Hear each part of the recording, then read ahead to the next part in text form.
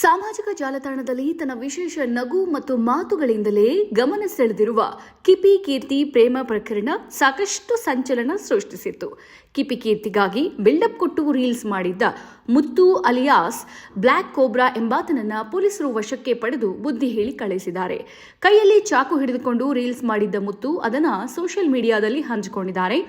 ತುಮಕೂರು ಜಿಲ್ಲೆಯ ಮಧುಗಿರಿ ತಾಲೂಕಿನ ಮಿಡಿಗೇಶಿ ಹೋಬಳಿಯ ಹೊಸಕೆರೆ ಮೂಲದ ಮುತ್ತು ಕ್ಯಾಟ್ಸಂದ್ರ ಬಳಿ ಕಡಲೆಕಾಯಿ ವ್ಯಾಪಾರ ಮಾಡಿಕೊಂಡಿದ್ದ.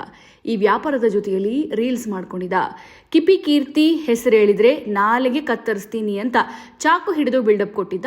ಇದರ ಜೊತೆಯಲ್ಲಿಯೇ ಕಿಪಿ ಕೀರ್ತಿ ವಿಚಾರವಾಗಿ ಒಂದಷ್ಟು ವಿಡಿಯೋಗಳನ್ನು ಮಾಡಿಕೊಂಡು ಸೋಷಿಯಲ್ ಮೀಡಿಯಾದಲ್ಲಿ ಅಪ್ಲೋಡ್ ಮಾಡಿಕೊಂಡಿದ್ದ.